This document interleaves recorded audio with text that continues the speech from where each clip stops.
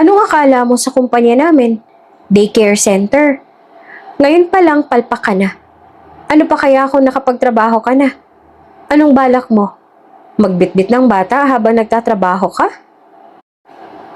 Sino yan? Yun po.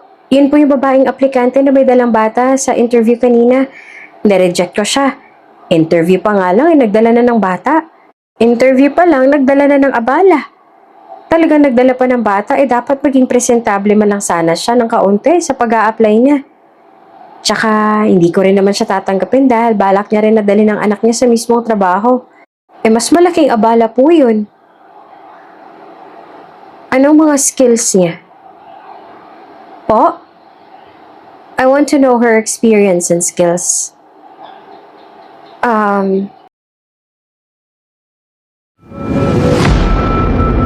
Kung bago ka pa lang sa channel na ito, Ate Jane TV, huwag kalimutang pindutin ang notification bell and subscribe button.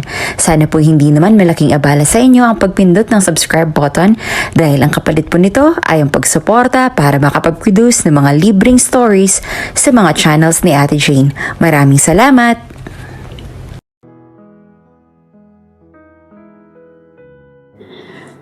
Matapos na makapagbihis at makumpleto ang mga dadaling papel ni Sue, ay kaagad siyang nagtungo sa maliit nilang sala. Kaagad na nag-angat ang tingin ng batang nasa edad na 3 taong gulang, si Baby Owen. Ngumiti siya rito nang magsalubong ang kanilang mga tingin. "Tara na anak," aniya sabay kuha ng bag niya sa bangko na kahoy. Tapos yan ang napakain, napaliguan at nabihisan ng kanyang anak.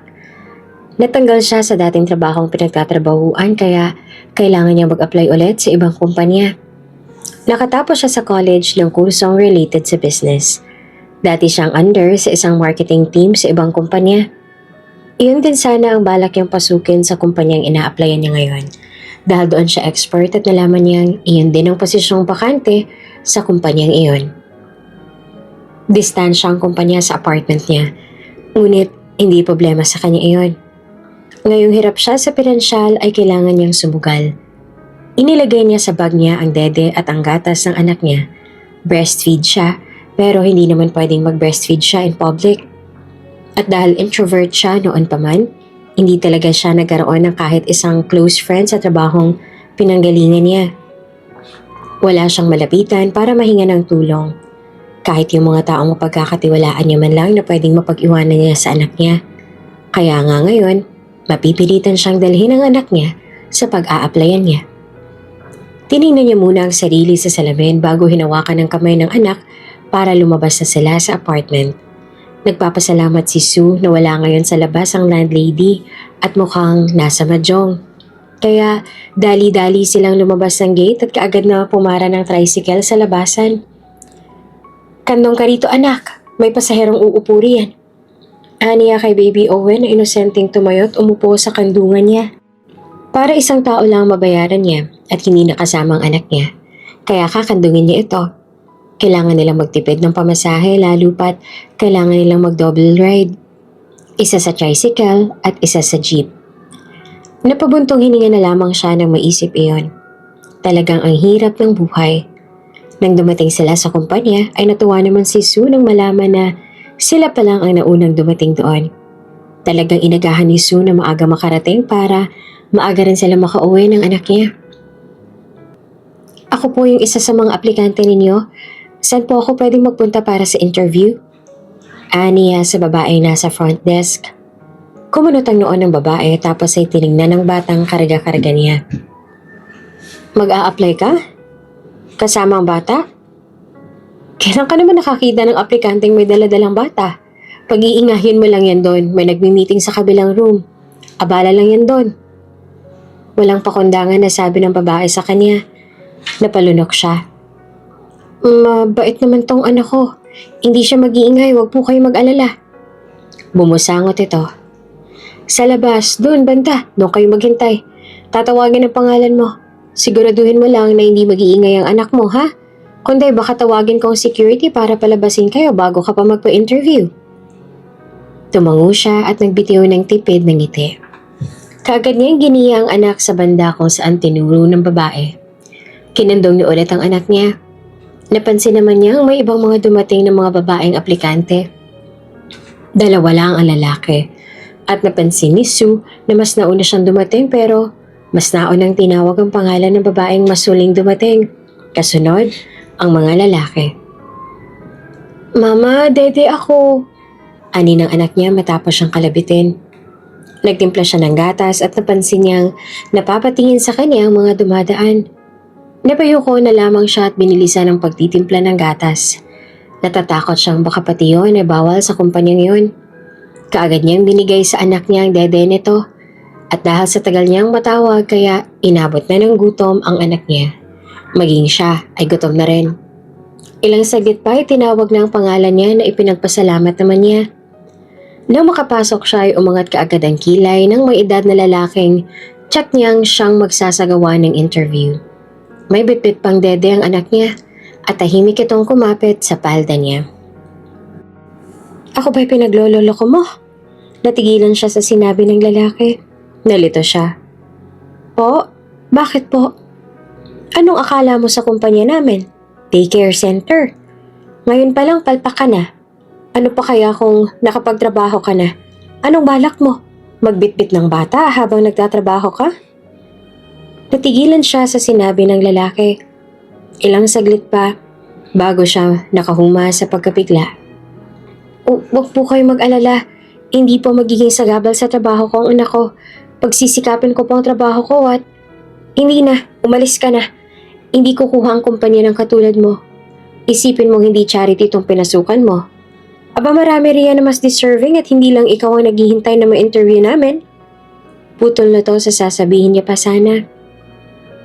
Hindi man lang nito hinintay na makapagpaliwanag siya. Samantala, kalalabas lang ni Rostan mula sa meeting niya sa umagang yun. Saktong pagkaliko ng lalaki sa right wing ay saka naman lumabas ang babaeng may karga-kargang bata. Muntik niya nang mabangga ang babae kung hindi kaagad siya nakaatras. Sir, buti naman at nandito na pala kayo. Iaakit ko sana tong mga files sa mga taong napili ko. Sila ang mga suitable para sa trabahong. Sino yun? Putol niya sa sasabihin ng empleyada niya. Iyon yung babaeng aplikante na may dalang bata sa interview kanina. Nireject ko na ho siya. Interview pa lang, nagdala na ng abala. Talagang nagdala pa ng bata, dapat maging presentable mo lang sana siya kahit kaunti sa pag-apply niya. Tsaka, hindi ko rin naman siya tatanggapin dahil balak niya rin dalhin ng anak niya sa mismong trabaho. Abay, mas malaking abala po yun.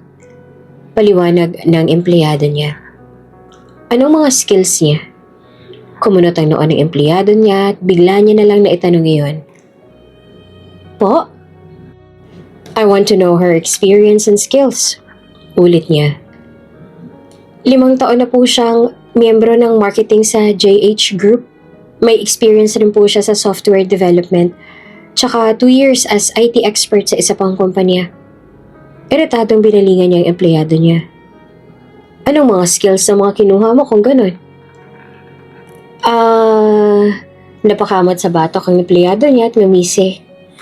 Actually, yung mga tinanggap ko ho, fresh graduate pa lang silang lahat.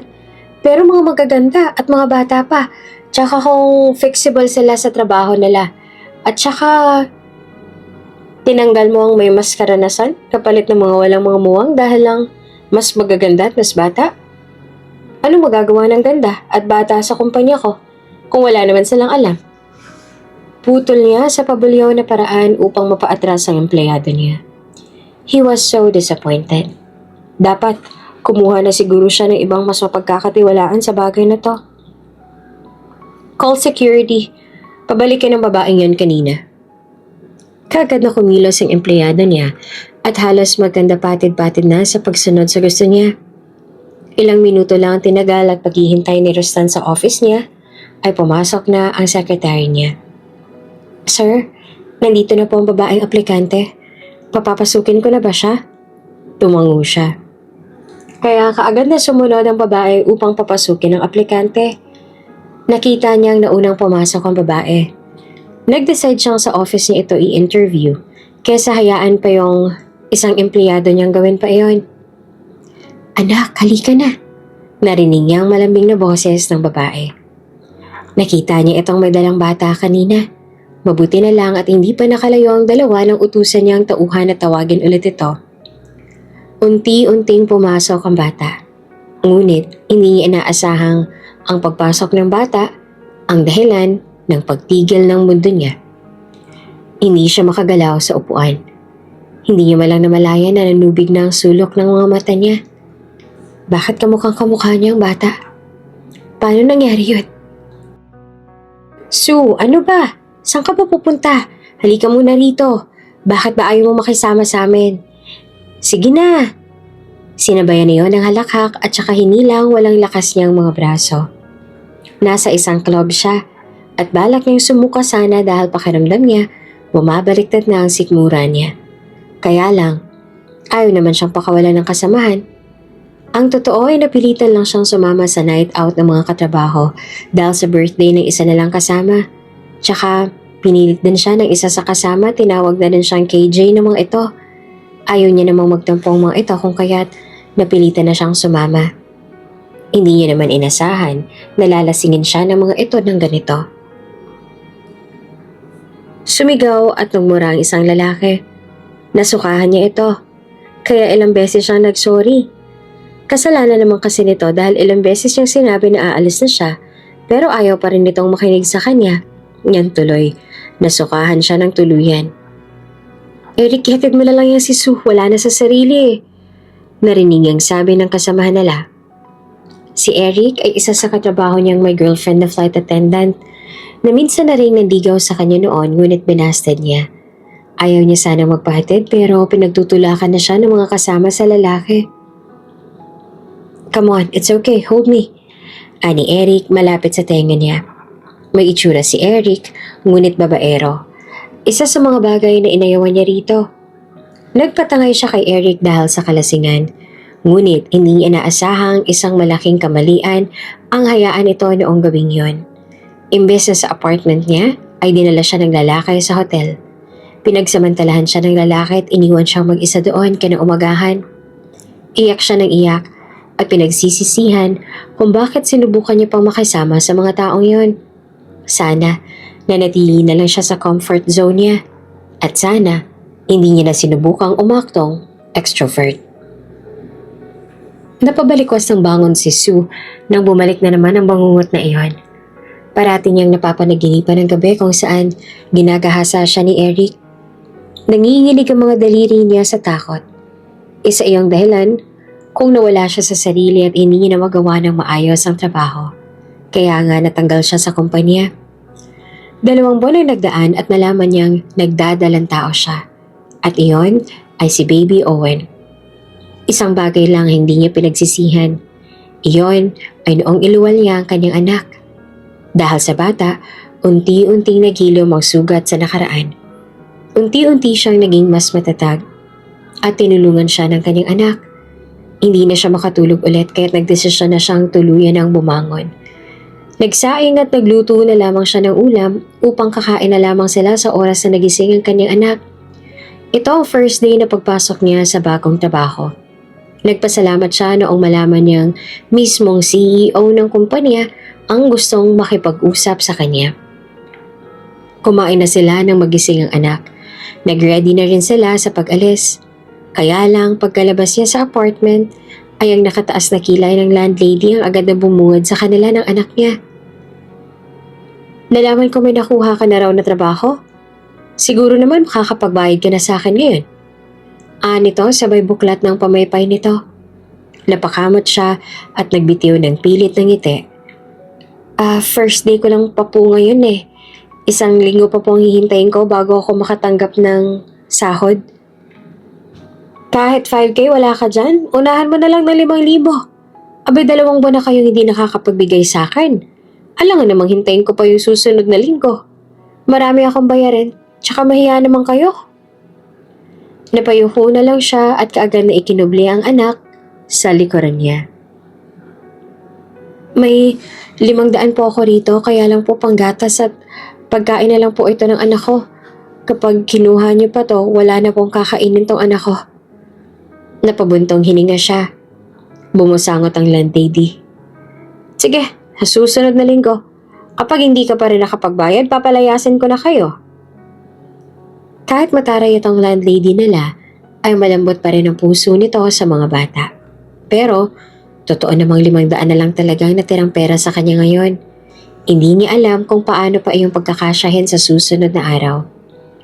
Mas maaga siyang pumasok.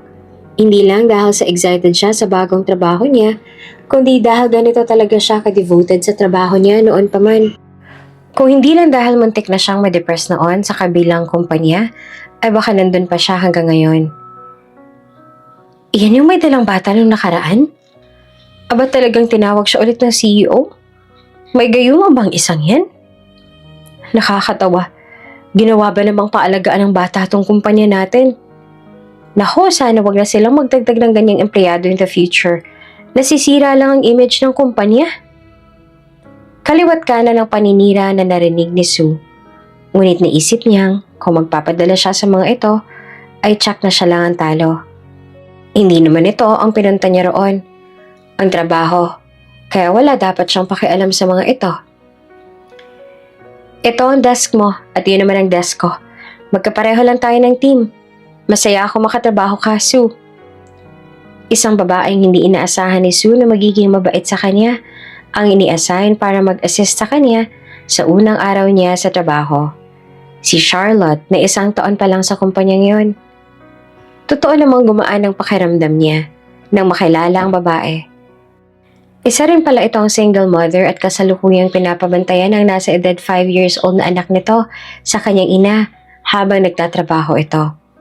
Kaya nakaka-relate ito sa sitwasyon niya. At maging ito ay against din sa trato ng mga katrabaho sa kanya. Wala na siyang magagawa kung ganun nga siyang ituring ng mga ito. Sa buhay, hindi talaga lahat ng tao magugustuhan ka. Pagtuunan mo na lang ng pansin ng mga bagay na importante sa'yo at yung mga makakatulong sa'yo. Huwag mo nang isipin ang mga walang kwentang bagay. May anak siya at ayaw niyang ipakita sa anak niya na mahina siya. Lahat ng mga files na ginawa ng pinalitan mo ay nandito. Pag-aralan mo lang muna at saka ka magdesisyon kung may babaguhin ka ba o ipagpapatuloy mo ang nasimulan niya. May nilagay na isang dangkal na kapal ng mga folder si Charlotte. Talagang marami iyon. Ang importante ay hindi naman yon rush. Bago siya nagsimula ay binigay niya muna sa anak niya ang laruan nitong robot at isang teddy bear. May upuan sa tabi kaya iyon ang kinuha niya upang doon maupo ang anak. Magtatrabaho na muna si mama ha. Huwag ka masyadong makulit anak. Kapag nagugutom ka, sabihin mo lang ako. Tahimik naman na tumango ang anak niya. Kaya nagsimula na siyang magtrabaho. Panay ang sulyap niya sa bata habang nagtatrabaho siya. Baka kasi umalis ito doon sa upuan at nangingialam. Mabuti na lang at nanatili ito sa upuan at talaga namang nakinig ito sa sinabi niya. Napahinga siya ng maluwag. Binalik niya ang atensyon sa ginagawa. Kaya lang, ilang saglit ay nagulat na lang siya nang makarinig ng iyak ng isang batang lalaki. Kaya natarantang napalingon siya sa kinauupuan ng anak niya. Kumunot ang noo niya nang makitang hindi naman pala ang anak niya ang umiiyak. Ngunit sa kabilang side ng mga tables ay nandoon ang isa pang bata na kaedaran lang ni Owen. Ito palang umiiyak. Tahan na, ano bang gusto mo? Binigyan na kita ng laruan na. Natatarantang sabit ng yaya na kasama ng bata. Obvious naman na yaya ito dahil naka-uniforme ito. Hindi pa rin tumatahan ng bata, kaya't lumapit na siya sa mga ito. Halata naman na wala pang karanasan ng yaya nito. Halatang dalaga pa ang yaya at walang alam sa mga bata. Baby, marahang sabit niya sa batang umiiyak. Nang bumaling sa kanya ang bata ay para siyang nanlambot. Hindi niya alam kung bakit pero ang mga mata ng bata pamilyar sa kanya. Hindi dahil may kung sino siyang naaalala sa mga mata nito, kundi dahil kaparehong-pareho ito nang nasa kanya. Kamukhang kamukha niya ito. Baka nagugutom lang siya. May anak din ako. Kapag may gusto siyang kainin ay ganito siya. Paliwanag niya sa yaya na nagtaka sa bigla na lang niyang pagsulpot. Kaagad niyang kinarga ang bata at kinuha niya ito mula sa yaya nito. Tsaka'y nagtungo siya sa table niya upang ilabas ang baon nila. Para sa kanilang dalawa yon ni Owen pero dahil sa bata, babawasan niya ang budget niya. Inilabas niya ang ginawa niyang pancake. Marami-rami rin yun kaya't nagpapasalamat siya. Oh, eto baby oh. Ako nagluto niyan. Malinis yan at safe kainin. Pagkatapos ay iniabot niya rito ang pagkain. Namilog ang mga mata ng bata at kaagad na kinuha ang pancake na binigay niya. Nilingon niya ang yaya ng bata. May tubig ka bang dala? Handa mo, baka mabulunan siya. Aniya, dahil panay lang ang pagsubo ng bata. Ni hindi na ito inisip na baka mabulunan ito. Naisip niya, ano bang ginawa ng yaya at hindi malang yata napakain ng bata bago ito nagtungo roon. Parang sumikip ang dibdib niya sa ideyang hindi maayos na naaalagaan ng bata. Sino ba kasi ang magulang nito? At talagang hinayaan ng nito ang ibang tao na mag-alaga sa anak nito. Tumahan na ang bata at hindi na umiyak. Kaagad itong yumakap sa leeg ni Sue at pumikit. Huli na lang mamalaya niyang nakatulog ito. Hindi niya napigilang hindi hawakan ang buhok ng bata habang tulog ito sa bisig niya. Dahil sa gutom, kaya ito umiiyak at ngayon payapa na itong nakatulog. Nang bumalik ang yaya ay nagulat pa ito nang malamang tulog na ang alaga nito. Nako, salamat sa tulong. Hindi ko na talaga alam kung anong gagawin sa kanya kanina. Ipinasa niya na sa yaya nito ang bata. Nakita niyang pumasok ang yaya sa CEO's office. Kaagad siyang nagduda. Hindi kayo'y anak din niyo ng CEO? Kaagad siyang bumalik sa trabaho niya at bumaling sa anak niya na nasa upuan. Nakita niyang naglalaro pa rin si Owen doon. Mga bandang tanghali ay tinawag niyang anak dahil kakain na sila. Wala siyang budget para bumili ng pagkain sa labas kaya nagbaon sila. Sa office na sila kakain. Eto anak, kumain ka ng marami. Halos ibigay niya lahat sa plato ng bata ang kanin at prinitong isda. Kaunti lamang ang kinain niya dahil mas priority niya ang anak. De bale na ang siyang magutom, wag lang ang anak niya. Habang pinagmamasdan niya ang kanyang anak ay kaagad niyang naalala ang bata kanina. Pinagdarasal niya na sana bigyan ito ng atensyon kahit kaunti ng magulang nito. Magtatrabaho na ulit si mama, magbehave ka lang dyan ha. Huwag kang maglikot ng todo. Maglaro ka lang sa toy mo. Huwag ka mag-alala.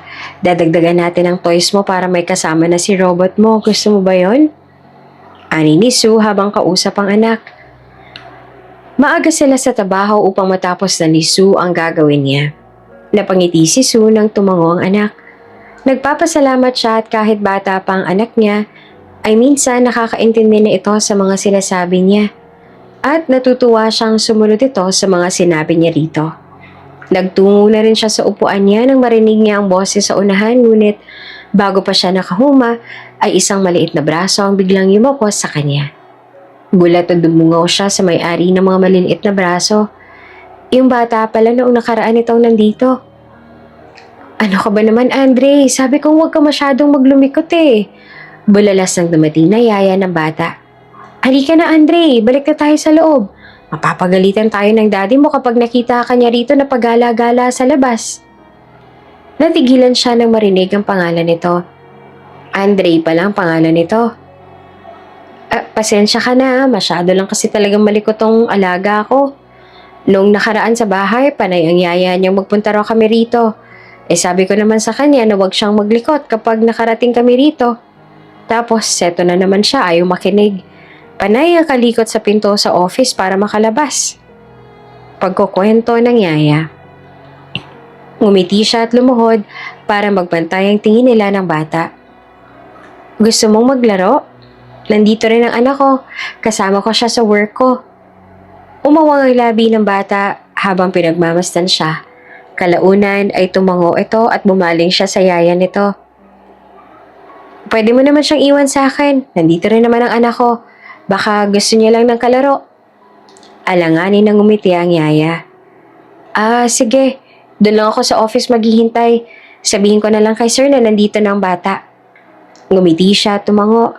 Tsaka niya naman binalingan ng bata. Sige baby, doon tayo. Nandun ang anak ko. Iginiya niya ang bata patungo sa anak niya nakaupo lamang sa tabi. Napansin niyang natigilan ng anak niya nang makitang may dala na siyang bata pagbalik niya. Ngumiti siya sa anak niya. Owen, anak, Ipapakilala kita dito sa kasama ko. Ito nga pala si Andre. May daddy siya nagtatrabaho rin dito. At saka katulad mo, wala rin siyang kalaro. Paliwanag niya sa anak niya. Kita niya ang bahagyang pagkamangha sa mukha ni Owen nang makita ang batang kasama niya. Samantalang si Andre ay nanatili ang cute ng ngiti sa mukha. Medyo payat si Andre, hindi tulad ng anak niya. Medyo nalulungkot siyang may pagkakataong hindi masyadong napapakain ng maayos ang bata. Mas maliit din si Andre kumpara sa anak niya. Halata talagang napabayaan. Gusto mo siyang maging kalaro? Aniya sa anak na hindi naman makapuma sa kinatatayuan habang nakatitig sa batang si Andre. Andre ako! Turo ni Andre sa sarili. Pagkatapos ay bumitiw sa kanya upang lumapit kay Owen. Maging siya ay nagulat dahil talagang si Andre pa mismo ang unang nag-approach sa anak niya. Kumunot ang noo ng anak niya, halatang naninibago pa rin na may kaedad na bata sa harapan nito. Owen anak, maging friends na kayo. Kawawa rin siya, wala siyang kalaro. Aniya sa anak niyang bahagya pang umatras. Kalaunan ay pumayag din ang anak niya. Nang balingan niya ang dalawa ay nakita niya naglalaro na si Andre doon habang pinagmamasdan lang ito ng anak niya. Ilang saglit ay napansin niyang nakikisabay na rin ang anak niya sa paglalaro. Mga bandang 12:00 ay tinawag niya ang dalawa para kumain. Nagulat pa siya nang ibigay ni Owen ang kalahati ng pagkain kay Andre samantalang nabigyan niya na si Andre. Hindi niya lubos maisip na nagugustuhan na ng anak niya ang bata at mukhang close na rin ang mga ito. Mga bandang 7 p.m. ay dumating na ang yaya ni Andre. Pasensya na, nasan si Andre? Uuwi na kami. Mag-out na ang daddy niya, sasabay na kami. Ani ng yaya. Eto ako. Nagtaas ng kamay si Andre na makitang dumating na ang yaya. Nakita niyang hinawakan ni Owen ang kamay ni Andre at sabay ang mga itong lumapit sa kanila. Nakangiti si Andre habang seryoso ang anak niya nakatingin sa kanila. Tara na Andre, uwi na tayo. Ani ni yaya ni Andre. Kaya lang ay biglang umiling si Andre at biglang kumapit sa trouser niya. Kaya bahagya siyang nagulat. No! No! Umiling si Andre at mas lalo pang nagtago sa likuran niya. Andre, uuwi na raw kayo. Bumaling siya sa bata. Umiling pa rin si Andre. Nagmatigas pa rin ito kahit ilang beses nang kinumbinsi ng yaya. Lumuhod siya sa harapan ng bata at ngumiti nang magsalubong ang mga mata nila. Babalik ka rin naman bukas, diba? Maglalaro ulit kayo ni Owen. Kaya huwag ka mag-alala. Hindi kami aalis ni Owen. Pero umiling pa rin si Andre hanggang biglang sumabat ang anak niya. Sama Andy sa atin! Napasapo na lang siya sa noo. Hindi niya alam kung anong gagawin. Hanggang sa biglang nag-ring ang phone ng yaya. Nako, tumatawag na si Sir. Kaagad naman itong sinagot ng babae at nalaman niyang tutungo roon ang ama ng bata.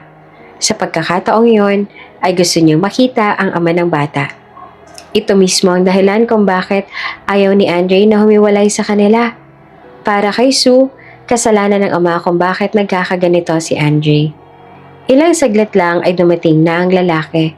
Isang matangkad na lalaki na may kasamang 2 tauhan sa likuran. Natigilan siya na mapagtantong masyadong gwapo ang lalaki. Marami na siyang nakasalumuhang maitsura noon. Ngunit, kakaiba itong dumating. What's the matter? Anitot kunot noong na bumaling sa anak nitong si Andre na kaagad naman na nagtago sa likuran niya. Ani mo'y natatakot ang bata sa lalaki.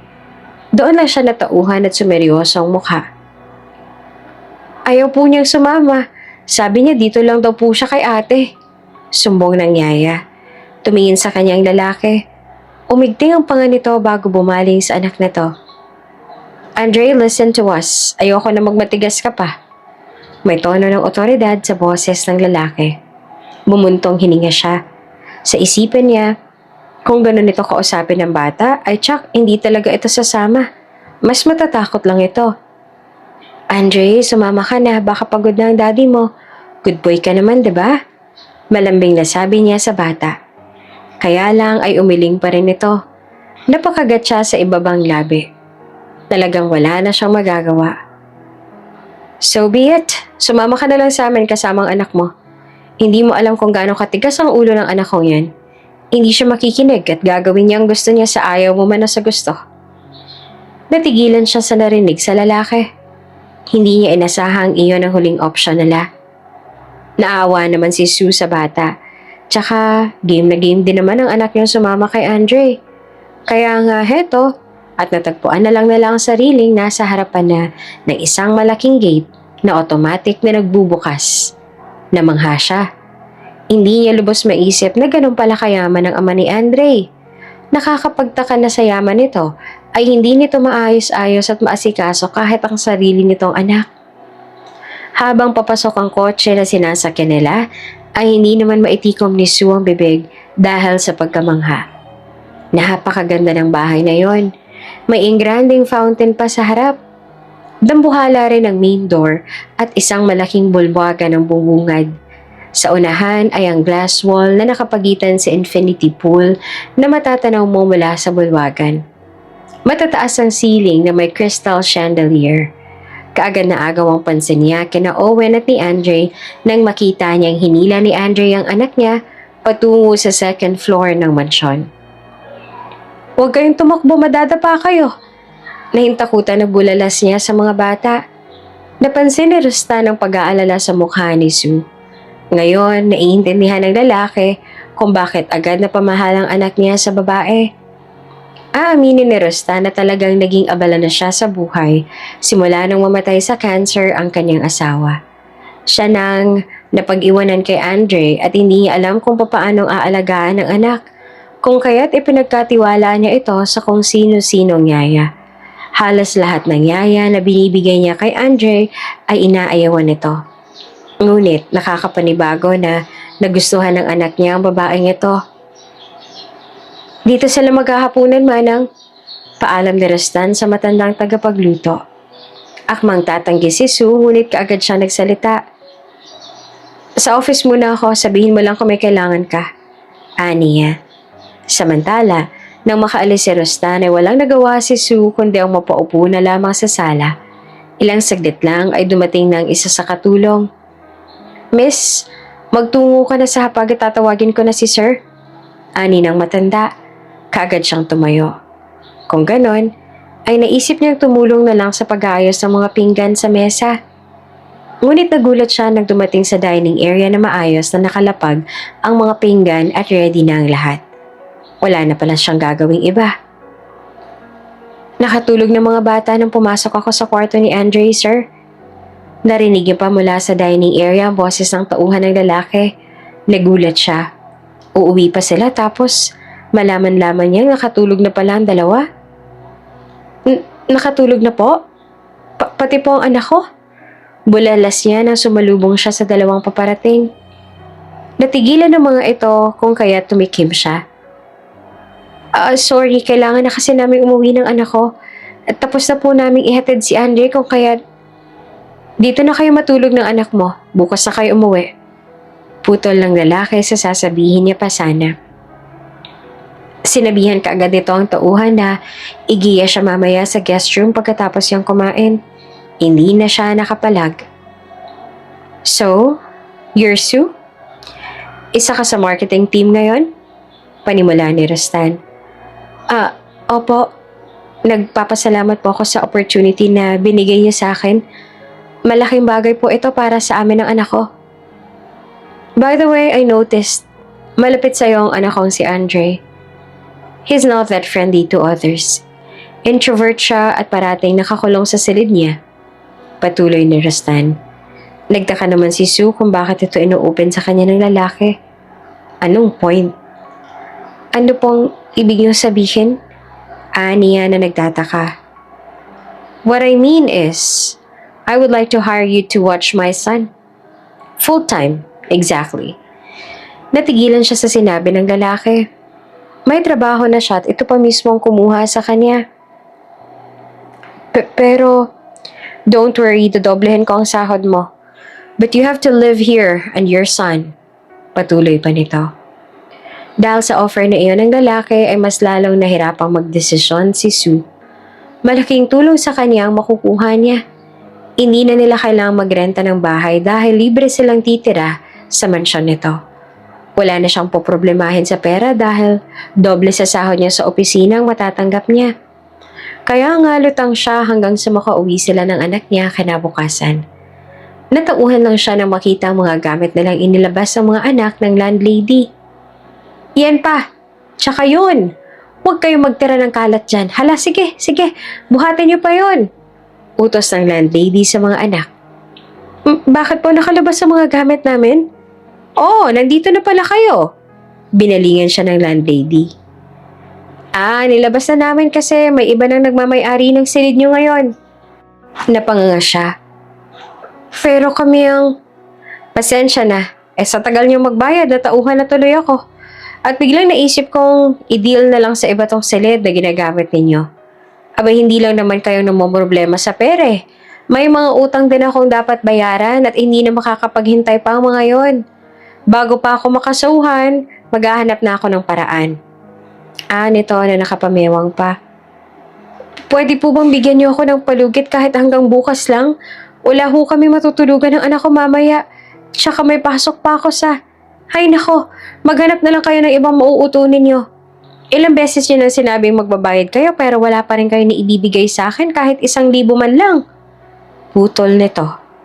Kaya wala nang nagawa si Sue kundi ang itabi na lang ang mga gamit at takpan. Babalikan niya na lang kapag may mahahanap na siyang matutuluyan. Hanggang sa naalala niya ang offer sa kanya ng CEO. Bunga ng desperasyon ay natagpuan niya na lang ang sarili sa harap ng malaking gate at nagdo-doorbell doon. Wala na siyang ibang nakikitang paraan. Tatanggapin niya ang offer sa kanya. Yay!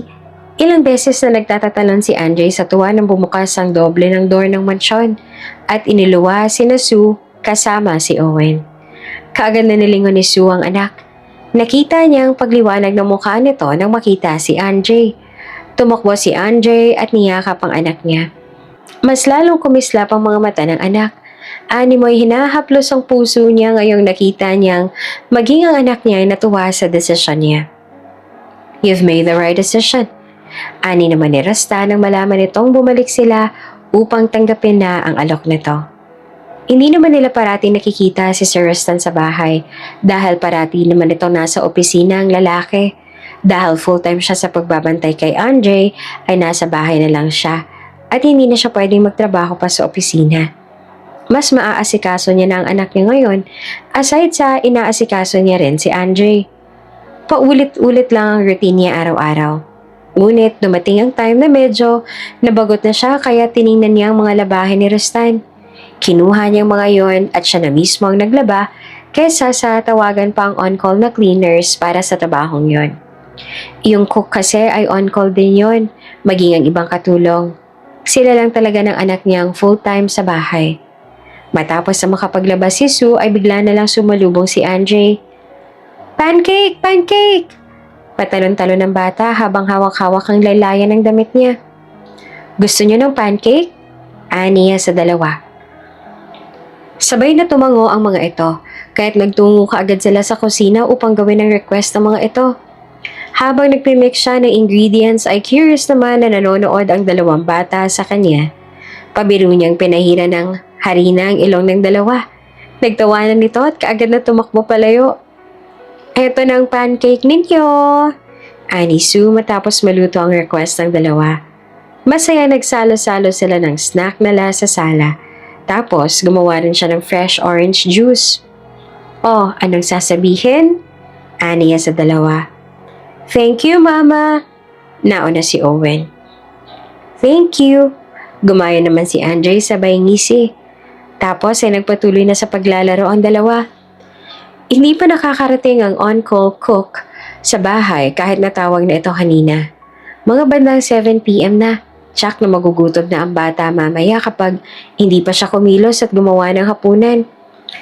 Nasanay kasi siyang pinapakain kaagad ang anak bago pa nito sabihing nagugutom ito. Kaya nagluto na lang siya ng bulalo. Marunong naman siya sa pressure cooker kaya iyon ang ginamit niya. Nagpalambot siya ng karne ng baka dahil maraming mapagpipili ang mga meat sa ref. Wow, smells good! Kaagad na lumapit si Andre nang malapit ng maluto ang bulalo. "Tikim kami!" Bulalas ni Owen at tumalon-talon. "Upo lang kayo dyan ha, kakain na rin tayo kapag naluto na to." Ani ni Sue at hindi na mapigilang hindi mapangiti habang pinakikinggan ang magulong mga bata. Hindi maalis ang ngisi ni Andre at Owen habang hinahalo niya ang bulalo hanggang sa natapos siya at ready nang sumundok. Sakto naman na dumating si Rustan. Naabutan ng lalaki ang tatlong maingay sa kusina. Dali-dali siyang nagtungo roon dahil inakala niyang may nangyayari na. Ngunit naabutan niyang kumakain palang mga bata kasama si Sue. Kaagad na dumapo ang mga mata niya sa kinaroroonan ng anak ni Sue na si Owen. Hanggang sa mga oras na yun ay kakaiba pa rin ang pakiramdam niya sa tuwing nakikita niya ang batang yon. May pagtataka rin na namumuo sa puso niya. Bakit ba kamukhang-kamukha niya ang bata? Napailing siya at bumaling naman sa anak niya. Ngayon niya lang nakita ang ganoong kasayang anak niya. Noong mga naunang yaya nito ang kasama nito, hindi naman ganito ang anak niya. Madalas ay hindi niya na naaabutang nasa sala ang anak tuwing uuwi siya. Dahil parating sinasabi ng mga yaya nito, nasa silid na naman daw ito at nagkukulong doon. Nakakapanibago ang nakikitang saya sa mukha ng bata. "Good evening." Napalinong sa kanya ang tatlo na magsalita siya. Kaagad na huminto ang mga ito sa pagtatawanan at halatang siya mismo ang dahilan kung bakit nabura ang mga ngiti ng mga ito at kaagad na sumeryoso. Na-intimidate ang iba dahil sa katahimikan niya at kaseryosohan ng mukha. Kaya ganito na lang kung mag-react ang mga ito sa presensya niya. "Good evening po." Ani ni Sue at kaagad na umayos ang tayo. "Ako na po nagluto dahil hindi pa po dumarating yung cook. Baka po magutom ang mga bata. Pasensya na kung nangialam ako sa..." "No, Sue, it's fine. Feel free to use the kitchen. Kahit yung pool kung feel niyong maligo doon. Pwede niyong gamitin yon." Putol niya. Dahil naramdaman niya ang nakakaramdam ito ng awkwardness, inilapag niya ang phone niya sa countertop at lumapit sa center island upang tingnan ang mga ginagawa nila doon. "I feel like I want to eat too," aniya sa mga natahimik na nandoon. Gusto niyang ibalik ang sigla sa paligid na naglaho kanina nang dumating siya. Kaagad namang kumilos si Sue upang maglapag ng bowl sa harapan niya. Gumawa naman ng garlic rice si Sue kaya pati iyon ay inilapag sa harapan niya. Ilang buwan na rin ang lumipas nung last time na kumain siya ng niluluto nito ngayon. Napagtanto niyang masarap magluto si Sue. Ngumiti siya nang matikman ang bulalo. "I love it," aniya. Kaagad na nawala ang pag-aalala sa mga mata ni Sue nang sabihin niyo ni Rustan. May sarili itong cook at alam niyang hindi siya professional kaya natakot siyang baka pumalpak siya. Nagpasalamat siyang okay naman pala at nakapasok ito sa panlasa ng lalaki. "You have to eat too, Sue. Maghapunan na tayong apat," ani ni Rustan. Nagulat siya. Iniisip niya kasing hindi sila pwedeng sumabay kina Rustan sa pagkain dahil tauhan sila at amo niya ito. Pero bigla itong nagyaya sa kanya. Kaya ngari-ngari siyang kumuha ng plato at bowl para saluhan ng tatlo sa hapag. "Eat more, Andre, and you too, Owen," anito sa mga bata. Kita niya kung papaanong kumislap ang mga mata ni Andre at masayang tumango sa ama. Samantala, sumeryoso naman ang itsura ng anak niya pagkatapos ay nagpatuloy sa pagsubo. 3 buwan ang dumaan simula nang dumating sina Sue sa bahay ay naging maingay na ito. Napuno ng sigla ang buong mansyon. Napuno ng tawanan at sigawan dahil kay Andre at Owen. Samantalang, panay naman ang habol ni Sue sa dalawa upang punasan ang pawisang likod ng dalawa. Kakalabas naman ni Rustan sa CR at kahit sa glass wall ng bathtub ay nasisilip ng lalaki ang dalawang bata na nagkukulitan sa garden. Pagkalabas ni Rustan ay nandoon na ang necktie niya, office suit at makintab na itim na sapatos. Kahit hindi kasama sa trabaho ni Sue, ginagawa pa rin ng babae. Mas naging magaan ang araw-araw ni Rustan noong dumating si Sue. Maliban sa mga bata ay naasikaso rin siya ng babae. Habang nilalagay niya ang belt niya ay tumingin ulit siya sa baba. Nakita niya si Sue na namewang habang hawak ang sandok mula sa kusina. Talagang nagdala ito ng sandok sa may garden sa likod. Napailing si Rostan at natawa. Lahat ng kailangan niya ay maayos na inasikaso ng babae kung kaya't mabilis siya nakababa at naabutan ng pagpasok ng mga naghahabulang bata mula sa garden. Kasunod ni Sue na humihingal din. Sabing kakain na tayo, ang gugulo niyo pa rin. Bulalas ng babae sa dalawang bubuit. Napatingin siya sa babae. Kahit pawisan ay hindi nakabawas iyon sa ganda ni Sue. Mas naging blooming pa nga ito sa lagay na yon. Nakahanda ng agahan nila. Inihanda iyon lahat ni Sue. Hindi niya nga nagawang tawagan pa ang cook dahil sa babae. Ito na halos ang umako ng lahat ng gawain sa bahay. Mas maaga pa itong bumabangon kaysa sa kanilang lahat at masigasig ito na nag-aasikaso sa kanila sa bahay. Nang makaupo na siya sa upuan niya ay kaagad na inilapag ni Sue ang coffee niya. Sa mga bata naman ay ang gatas ng mga ito. Sue, umupo ka na rin, ani niya sa babae. Dahil masyado na itong abala sa pag-aasikaso sa kanila na nakalimutan na nito ang sarili. Tumango ito at naupo malapit sa inuupuan niya. Ngumiti ang babae sa dalawang bata. Kain kayo ng marami ha, ubusin ang gatas. Huwag ka agad tumakbo pagkatapos kumain. Paalala nito. Napatitig siya sa babae habang nagsasalita ito. Hindi niya alam kung sinong lalaking gagawang gumawa nito kay Sue. Ang ganitong kalambing, mabait at kaalagang babae ay hindi dapat sinasayang. Nagpapasalamat siyang positive thinker pa rin si Sue sa kabila ng pinagdaanan nito. May problema po ba? Napakurap-kurap siya ng matauhan. Napansin nito nakatitig siya dito at hindi kaagad niya napansin. Nothing. Niya at umiling. Nagtataka na nagpatuloy na lang si Sue sa pagkain. Matapos sila mag-agahan ay agad na sumunod si Andre sa ama. Magpapaalam na ito dahil papasok na sa trabaho. Bye, ingat kayo rito. Huwag makulit at huwag magtatakbo malapit sa may pool ha, lalo na kapag wala si Tita Sue. Paalala niya sa anak. Masayang tumango naman si Andre. Yumuko si Rostan upang mahalikan sa pisngi ang anak. Nakita naman ng lalaki sa unahan sina Sue kasama si Owen. Napatitig siya kay Owen. Seryoso ang mga mata ng bata na nakatingin sa kanya. Kulang na lang ay isipin niya ang reincarnation niya ang bata. Dahil kahit ang ugali at mga tingin ay katulad ng sa kanya. Napabuntong hininga siya. Ilang beses niya nang sinabi sa sarili niya hindi niya na dapat isipin iyon. Ingat kayo rito, Sue. Niya sa babae. Ngumiti naman ito tumango. Ikaw rin po. Habang nasa meeting ay hindi alam ni Rostan kung bakit lumilipad ang isipan niya sa kung saan-saan. Mahilig kaya ang babae sa damit? Anong laruan kaya ang gusto ni Owen at Andre? Ilang damit at laruan kaya ang bibilhin niya? Sir? Untag na nagpe-present ng project sa gitna. Ang totoo niya ay kanina pa panay tawag ito pero tulala siya. Umayo siya ng upo at binigyan ng nagtatanong na tingin ng empleyado. Ano pong tingin niyo sa presentation? Gusto po namin malaman ang point of view ninyo para rito. Sa dami ng iniisip niya, ay hindi niya na nabigyan ng pansin ang meeting. Kumayom ang kamao niya tinignan ng presentation. Nagbigay siya ng opinyon. Kahit hindi siya nakinig, ay napag-aralan niya yon.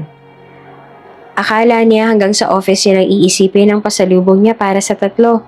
Ngunit kahit noong pauwi na siya, ay naaalala niya naman iyon lalo na noong napadaan siya sa isang mall. Let's stop here, may titingnan lang ako sa loob. Niya sa driver niya.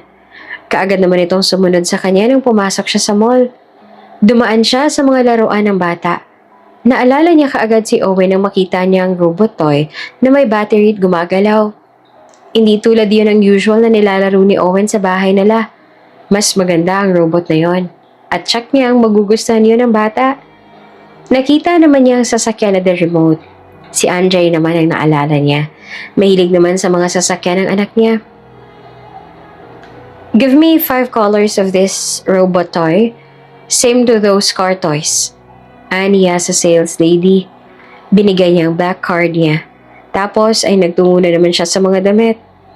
Isang floral dress sa labas ng store ang nagpatigil sa kanya. Isang long floral dress ang nakita niya. Kaagad na nag-appear sa isipan niya ang itsura ni Sue na nakangiti. Oops! May break muna. Gusto mo bang ma-shoutout dito sa channel ni Ate Jane? Mag-comment lang ng lesson you learned from the latest story uploaded. Dahil pipili kami ng isang best comment of the day para i-shoutout sa susunod na upload. Kaya huwag kalimutang mag-iwan ng lesson you learned after you watch this video. Maraming salamat! Shoutout nga pala kina Mercy Elecanal ng Riyadh at Jovelyn Eder. Maraming salamat sa pakikinig. Bago pa magmukha siyang hibang sa labas ng store ay pumasok na siya at sinabi kaagad sa sales lady ang estimated size ni Sue. Lahat ng dress na tiningnan niya ay kinuha niya. Let's go? Niya sa driver. Naabutan niyang tulog na ang tatlo sa bahay. Katabi ng dalawang bata si Sue na may hawak na libro. Halatang nagkwento pang babae upang makatulog ang dalawa. Dahan-dahan niyang kinuha ang libro sa kamay nito at saglit na pinagmasdan ang babae. Dahil sa pagod, pati ito ay nakatulog na rin. Nakangiti siya. Tapos ay inilapag niya ang paper bags maliban kay Sue sa side ng table upang makita kaagad ng mga ito mga iyon kinabukasan. Good night. Ani at hinalakan sa pisngi si Anjay. Napatingin naman siya kay Owen. Hindi niya napigilang hindi hawakan ang ulo ng bata at bahagya itong tinapik. Sa huling beses ay nakangiti siyang lumabas sa silid. Nasa bandang 12:00 na rin at napagod sa kahihintay ang tatlo sa kanya. Maagang nagising si Sue. Napansin niya kaagad ang mga paper bag sa side table. Kaaga siya nagtungo sa kusina at binaliwala ang mga yon. Nagluto muna siya bago siya umakyat sa taas upang ihanda ang mga susuotin ni Rostan. Hindi pa man siya natatapos sa paghahanda ng mga gamit ni Rostan, ay nakalabas na ang lalaki sa shower. Kaagad siya nagbawi ng tingin nang malaman na nakatawal lang ito. Sorry, hinanda ko lang ang damit mo. Niya at inilapag ang trouser nito sa kama. No, it's okay. Thank you, Sue. Halos ayaw niya pa rin balingan si Rostan. Binilisan niya ang mga kilos niya upang makaalis na kaagad doon. Akmang aalis na siya nang magsalita ito. Sue? Wait. Napalunok siya at ngaling-ngaling pumaling. Ha? Bakit? May nakalimutan ba ako? Tumingin siya sa mga hinanda niya. Lahat naman ng gamit na kailangan nito ay nandoon na. Kaya ano pang kailangan nito? Kumunot ang noon niya nang mapansing may kinuha ito sa tabi ng kama. Nakita niya ang paper bag doon na may tatak ng mamahaling brand. This is for you. Nito at iniabot sa kanya ang paper bag. Nagtaka naman na kinuha niya iyon at tiningnan ng loob. Nagulat siya nang malaman ang mga mamahaling damit pala iyon. Naku, wala po akong pambayad dyan. Kaagad niyang binalik kay Rostan ang paper bag. Natawa ang lalaki at binalik ulit iyon sa kanya. That's not what I mean, Sue. Para sa'yo yan. Hindi ko pinapabayaran yan. Tanggapin mo na. Alanganin man ay tinanggap iyon ni Sue. Medyo nahihiya pa nga siya nang silipin muli ang mga damit sa loob ng paper bag. Hindi naman kasi siya sanay sa mga ganoon. Baka nga hindi pa bagay sa kanya ang mga damit na yon. Salamat po, Aniya.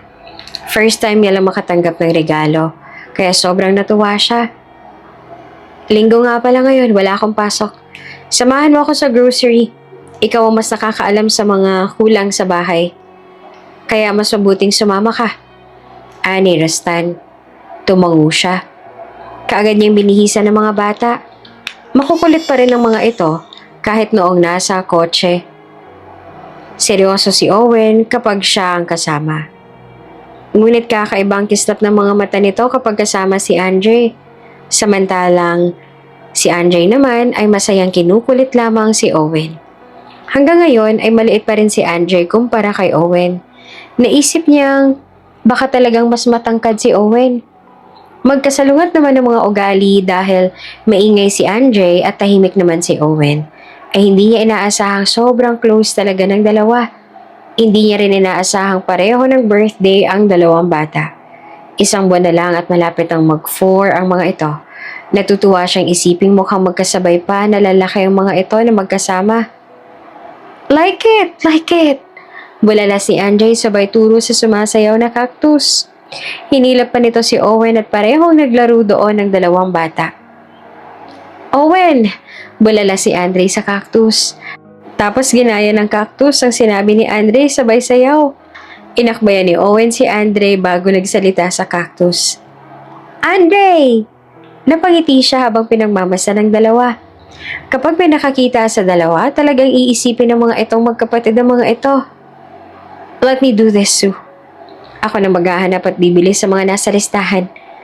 Ani ni Rustan sabay kuha sa listahan na dala niya. Nagbabantay rin kasi siya sa mga bata. Pagkababa nila ng sasakyan ay iyon kaagad ang sinabi ni Rustan upang hindi na siya mahirapan pa. Nag-alangan man ay hinayaan niya ang lalaki na gawin iyon. Pagkatapos ay tinuon niya na lang ang pansin sa pagbabantay sa dalawang bata. Madaling nabili lahat ni Rustan ang lahat ng nasa listahan. May kasama itong dalawang tauhan para mamili. Nagpapasalamat na siya at tama ang lahat ng nakuha ng mga ito at ang nasa listahan. Let's get inside. Yaya ni Rustan sabay hawak kay Andre. Balak pumasok ng dalawa sa isang bilihan ng mga laruan.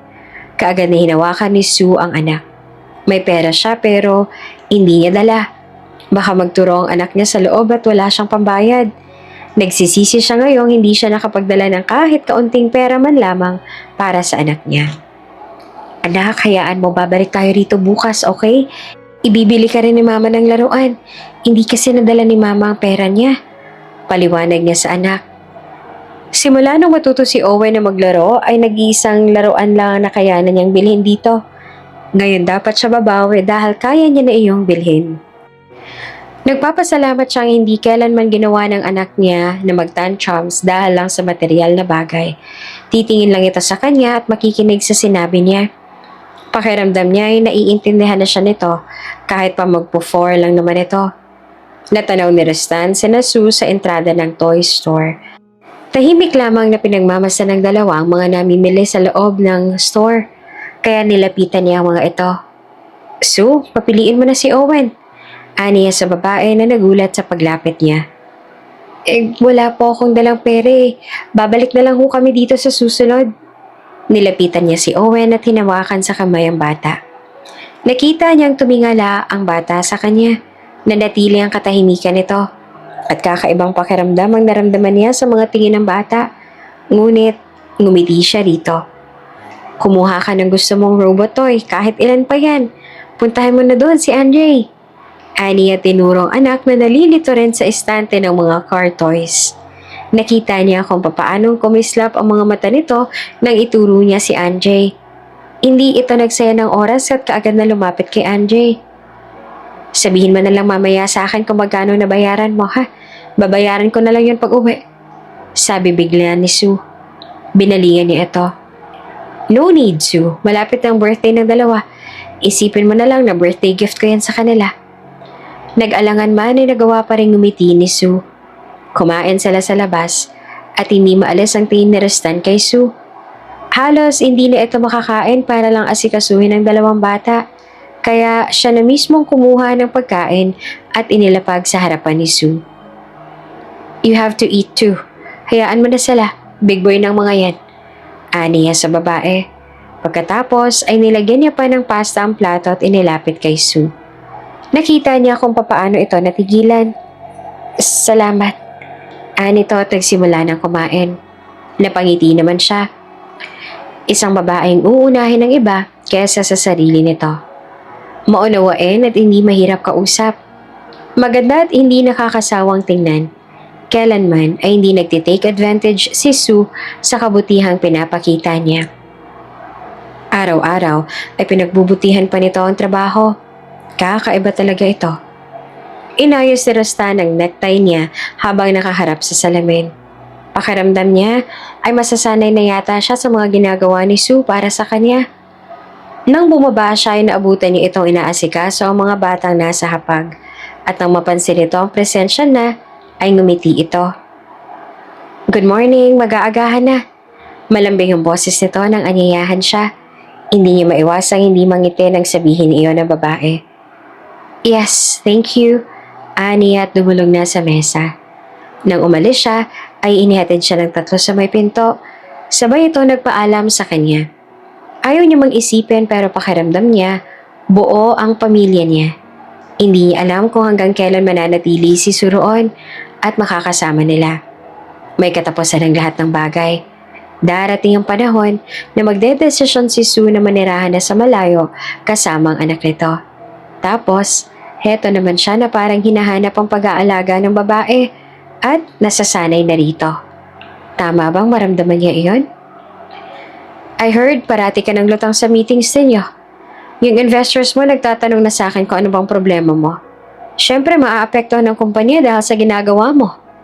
Ani ni Todd, ang kababata niya na best friend niya rin. Ngayon lang nabakante ang lalaki dahil katulad niya, abala rin ito sa sarili nitong negosyo. May mga investors naman siya na investor din ng kaibigan at naikukwentong tungkol sa kanya. Kaya alam nito ang nangyayari sa kanya. Nothing. Dahil lang sa pagod. Napapailing ito. Hindi ka naman ganyan pag napapagod. Dahil ba sa bagong nagbabantayan sa anak mo? Narinig kong binilhan mo pa nga ng damit. At saka sabi, malapit na malapit daw sa anak mo. Kumunot ang noon niya sa lalaki. Masyado ka namang maraming alam. Tinaig mo pa ang babaeng chismosa. Tumawa ito. Kalaunan ay sumeryoso. That means naka-move on ka na kay Callie. Nagagawa mo na magkagusto sa iba. That's a good start, dude. Natigilan siya sa sinabi ni Todd.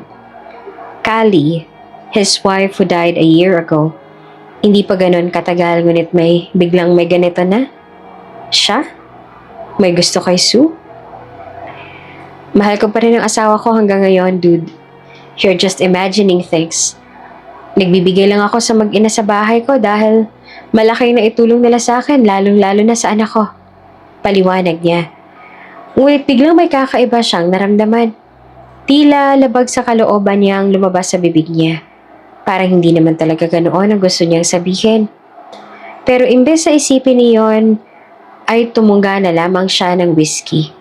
Nandito siya sa isang bar at gustong makipagkita ng kaibigan. Pinagbigyan niya ito since minsan na lamang silang magkita. Tsaka parang ang tagal na rin nung huli nagkausap sila. Calm down, dude. Matagal na ba nung hulang beses ka nakainom? Tumawa si Todd. Hindi na siya nagsalita at inisang lagok lang ang bagong serve na alak. Napapailing na lamang si Todd. Kahit naman gano'n ay mataas naman ang tolerance niya sa alak. Kaya lang, matagal-tagal na rin nung huli nakainom siya kaya hindi siya sure kung talagang tatagal pa siya. Fortunately, inabot naman sila ng 12:00. Nagpaalam na siya sa kaibigan. Medyo hilo na siya pero kaya niya pa namang lumabas at maglakad. Tinawagan niya ang driver niya upang magpakuha sa club. Makakapaglakad pa siya pero hindi siya makakasigurong makakapag-drive siya ng maayos. Ilang dumaan ay biglang dumating ang driver niya. Sir, tara na po sa sasakyan. Bulalas ito na makita siyang medyo inaantok na. Kaagad siyang nagpatangay sa driver niya at tahimik na nitong pinaandar ang sasakyan. Ilang saglit pa ay natagpuan niya na lang ang sarili na nasa kama na. Mukhang kanina pang nakarating ang driver at nakauwi na sila. Ngunit nang ibuka niya ang mata ay naaninag niya sa nanlalabong paningin ang itsura ni Sue. Inangat niya ang kamay upang hawakan ito sa pisngi. May hawak itong bimpo at mukhang inaasikaso na naman siya. Stop this, Sue. Baka masanay ako. Baka hanap-hanapin ko kapag wala ka na. Natigilan ito at kita niya ang pandalaki ng mga mata nito. Hindi niya alam kung anong pumasok sa isipan niya at bumangon siya. At nang magpantay ang mga mata nila, ay bigla niya na lang itong hinalikan. Iyon ang sinisigaw ng puso niya. Iyon ang isa sa gustong-gusto niyang gawin. Nagpaubaya ang babae, kaya tuluyan niya na itong inangkin. Hindi na siya nagsayang ng oras at tuluyan nang inilapit ang sarili. Sue, banggit niya habang naghahabol ng hininga. Namumungay ang mga mata ng babae habang nanatiling nakatingin sa kanya. Mas lalo lang siya nakaramdam ng init ng katawan. Hindi ito ang inaasahan niya. Ngunit, nagugustuhan niya. Samantala, hindi naman alam ni Sue kung anong i-react hanggang sa nagpatangay na lang siya sa lalaki. Tila bumubulong ang puso niyang ibigay ang gusto nito. Hindi niya alam kung bakit. Mahal niya rin ba ito? Ngunit hindi niya lang agad napansin? Ngayon niyang lang ba ito napagtanto? Pumikit siya nang ihiga siya nito sa kama. Nablangko na ang isipan niya. Wala na siyang pakialam pa. Nagising si Sue mga bandang 3:00 ng madaling araw. Kaagad niyang tinakpan ng kumot ang kahubaran. Napalunok siya at akmang tutungo sa gilid upang kunin ang damit niya. Alam niyang kailangan niyang umakto ng normal upang hindi mas lumala ang awkwardness sa paligid. I'm sorry for what happened last night. Natigilan siya nang marinig ang boses ni Rustan. Nasa sofa ito ng silid. Tanging ang lampshade lang ang nagbibigay ng liwanag sa buong silid. My wife died a year ago dahil sa cancer. Tapos eto ako, ginagawa ang ganito. Bago lang yun at hindi pa ganun katagal. I love her so much.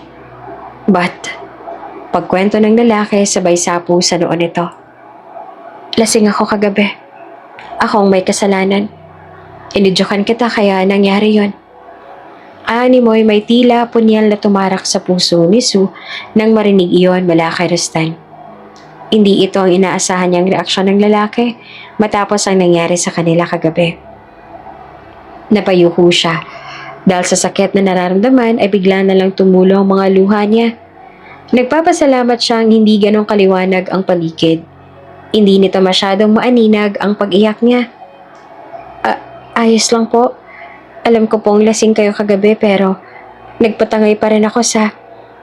Hindi niya natapos ang sasabihin dahil tumulo na naman ang luha niya. Hindi niya na napigilan at tumayo na siya upang dali-daling magbihis. Panay ang punas niya sa pisngi at napapayuko upang hindi mapansin ng lalaki ang pagluha niya. Hindi niya maintindihan. Bakit sobrang nasasaktan siya? Bakit sobrang sikip ng dibdib niya? Alam naman nilang pareho na isa lang kamalian ang nangyari sa kanilang dalawa kagabi. Dahil lang sa bugso ng damdamin. Akmang lalabas na siya nang tumayo si Rustan at tinawakan ang braso niya. Kaya'y napatigil siya. Ngunit hindi niya ito nalingon. Natatakot siyang baka malaman nitong nasasaktan siya. Pananagutan ko kung ano man ang nangyari sa atin, Sue. Umiling siya, ngunit nanginginig ang kamay niya. Ayos lang po. Wala pong kaso sa akin. Okay lang talaga. Hindi niya napigilan ang panginginig ng boses. Alis na po ako. Magluluto pa po ako. Kaagad niyang binawi ang kamay upang bumaba na. Doon sa baba, ibinuhos niya lahat ng hinanakit na nararamdaman niya. Matapos ang interaksyong iyon ay napansin ni Sue na panay ang paglapit ni Rustan sa kanya. Naghahanap ito ng paraan para makausap siya. Can we talk, Sue? Nito isang umaga. Hindi niya ito nalingon. Pagkatapos ko po rito. Naghahanap naman siya ng paraan para iwasan si Rustan. Hindi naman ngayon ang sahod niya. Hindi rin ngayon ang pamimili nila ng kailangan sa bahay.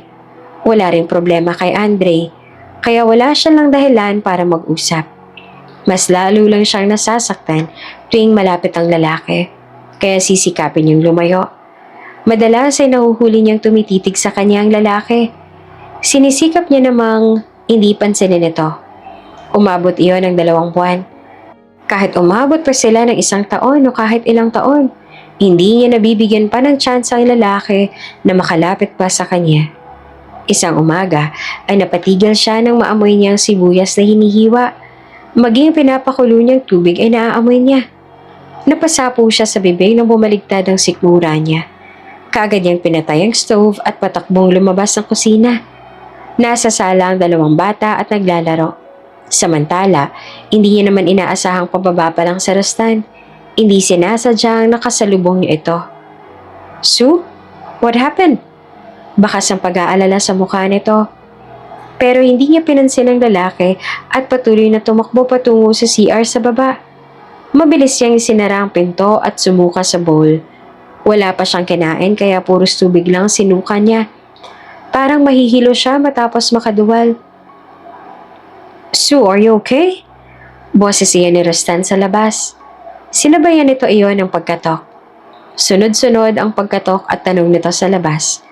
Kapag hindi ito sinagot, ay tsak na hindi ito titigil. Oo, ayos lang. Sumakit lang ang tiyan. Oh, samahan kitang magpa-check. Offer ka agad nito. Hindi na. Ayos lang ako. Are you sure? Oo. Pagod niyang sagot. Ang pagbaliktad ng sikmura niya ay araw-araw na nangyayari sa kanya. Kaya hindi niya kinaya at bumili siya ng pregnancy test sa pharmacy. Kaagad niyang ginamit iyon kinabukasan. Mga bandang 4:00 ng madaling araw, kabado siya habang hinihintay ang resulta ng pregnancy test. Pikit mata niyang inalis sa mga kamay sa butas ng PT at nang buksan niya ang mga mata, ay isang singhap ang kumawala sa kanya. Positive! Buntis siya. Mabilis niyang inilagay sa first aid cabinet ang guest room ang PT niya. Naalala niya ang wedding picture na nasa silid pa rin hanggang ngayon ni Rustan. Sinabi ng lalaki kung gaano nitong kamahalang asawa nito sa mismong pagmumukha niya. Sorry ang sinabi nito pagkagising niya. Nagkamali silang dalawa. Pero ayaw niyang itrato na isang kamalian ng anak niya. Hindi deserve ni Rustan na malaman ang tungkol sa pagbubuntis niya. Alam niyang pananagutan siya ng lalaki, ngunit alam niya rin na responsibilidad lamang ang turing sa kanila ni Rustan.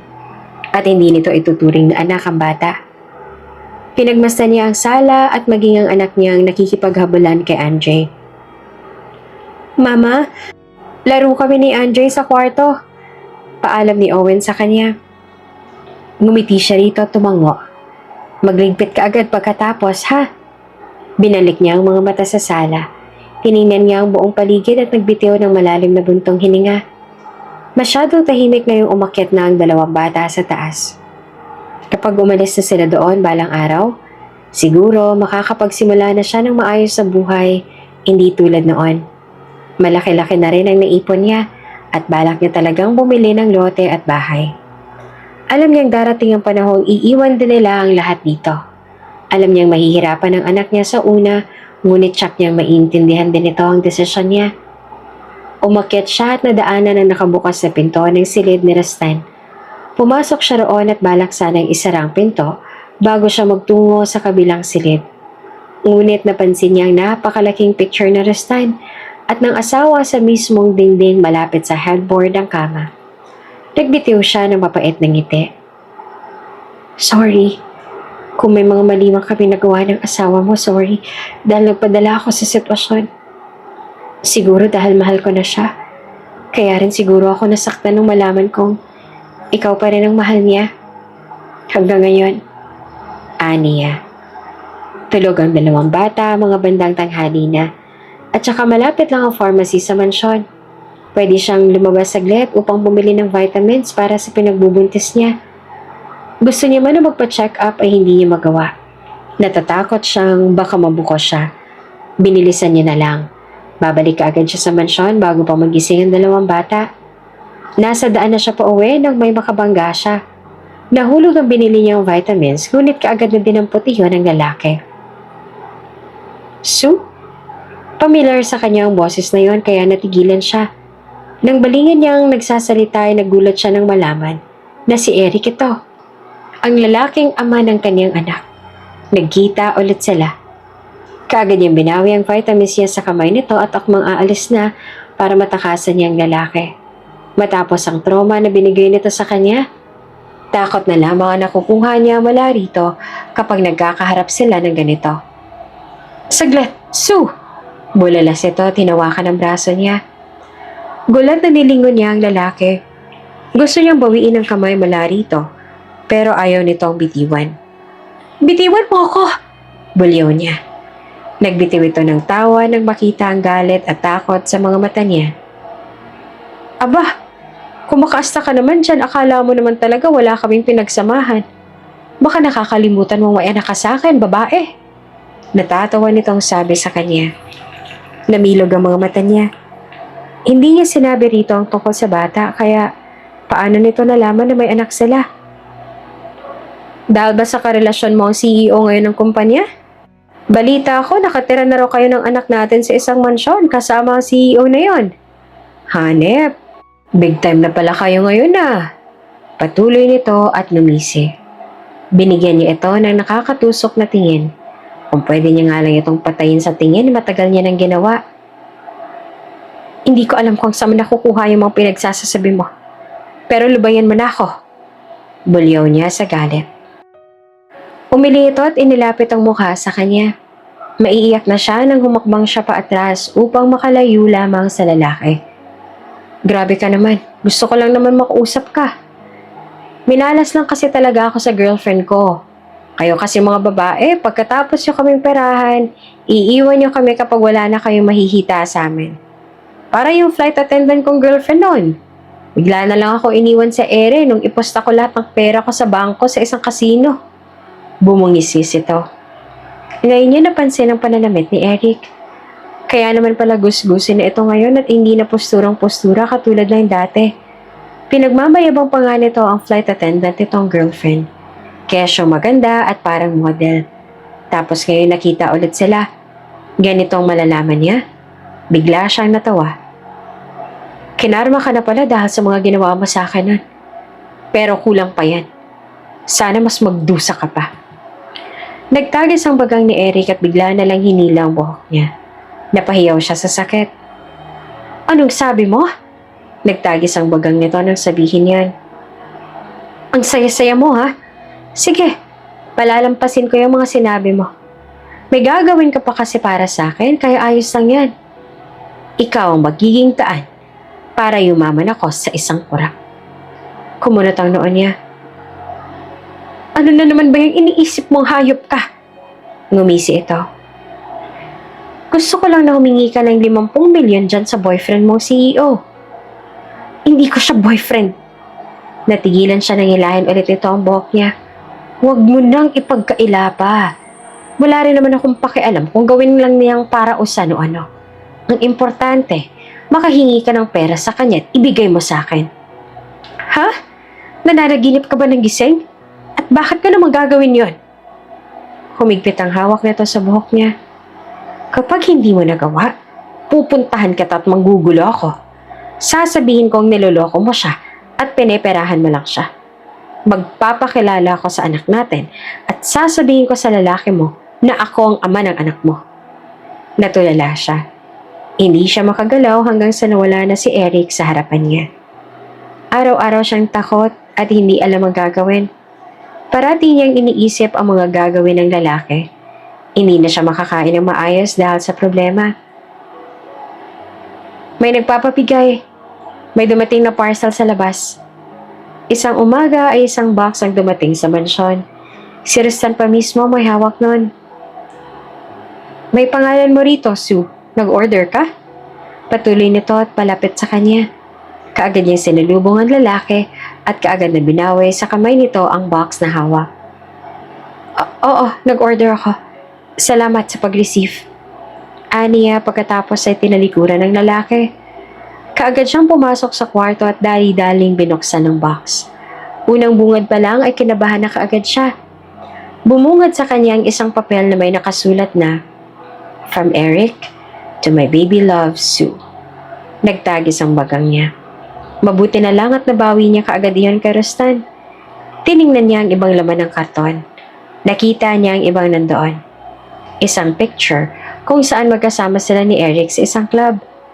Kinilabutan siya na makita ang picture ng anak niya sa isang mall. Kinuhanan iyon ng patago. Ibig sabihin ay nasa paligid lamang si Eric all this time at nagmamanman sa kanila. Kaagad siyang kumuha ng lighter at nagtungo sa sunugan sa likod ng mansyon. Mabilis siyang binuhusan iyon ng gas at sinindihan upang wala nang maiwang ebidensya. Klarong-klaro na pinagbabantaan siya ni Eric. Totoo ang bantaan nitong guguluhin sila. Ang problema niya ngayon ay alam na nitong may anak sila at balak nitong magpakita sa bata. Ayaw niyang makilala nito ang ama at malaman nito ang nakaraan niya. Ayaw niyang maisip ng anak niyang bunga ito ng kasalanan. Are you okay? Natigilan siya at kaagad na pinahid ang luha sa mga mata at bumaling kay Rustan. Napansin nito ang pamamaga ng mga mata niya. Umiyak ka? Bakit? Nag-alala itong lumapit kaagad. Ngunit mabilis siyang umatras. Sunod ang pag-iling niya. Hindi, napuwing lang ako. Wala to. Ani at nilampasan ng lalaki. Kailangan niya itong iwasan. Ayaw niyang magduda ito.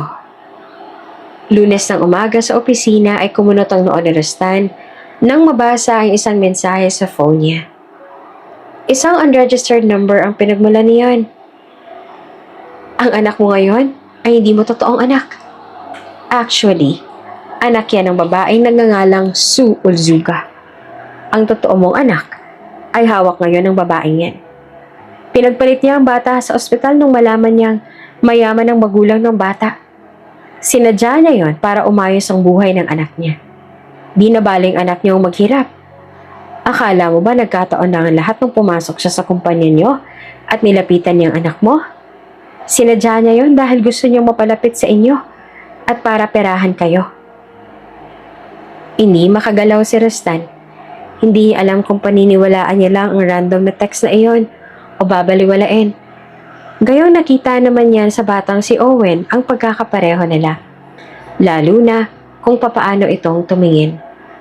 Noong una pa lang silang nagkita, animoy may koneksyon na silang dalawa. Gayong first time pa lang naman nila nakita ang bata. Parang gusto niya na rin na maniwala sa text na iyon. Dumalo siya sa meeting at may 1 week siyang business trip sa susunod na linggo. Ngunit buong araw ay lumutang ang isipan niya dahil sa natanggap na text. Napapatitig siya kahit Sue sa tuwing nasa bahay siya at may ginagawa ang babae. Gusto niya itong kausapin, ngunit parang wala ito sa sarili.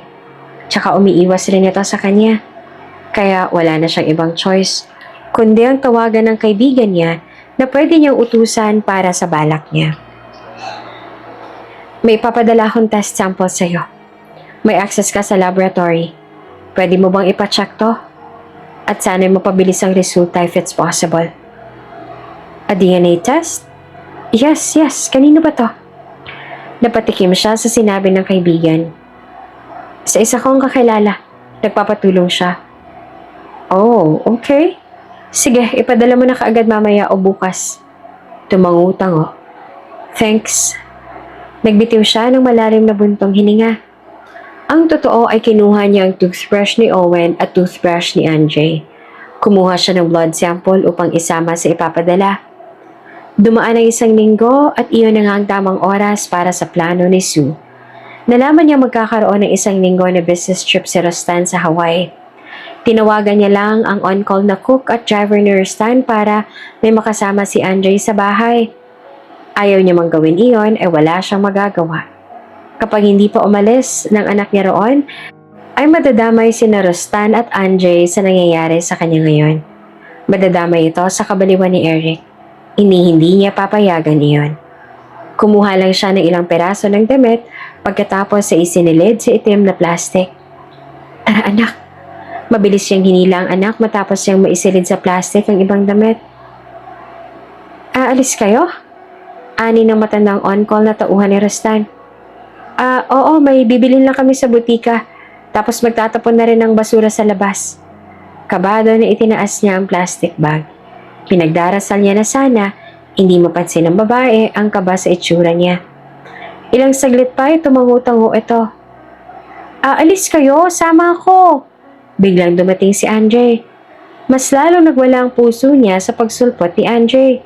Agad siyang lumuhod at ngumiti sa bata, kahit ang totoo ay maiiyak na siya habang nakaluhod sa harap nito. Sandali lang kami, may bibili na kami ni Owen sa butika. Maglalaro ulit kayo ni Owen pagbalik namin dito mamaya, okay? Paliwanag niya rito. Ilang saglit muna itong nag-isip bago tumango.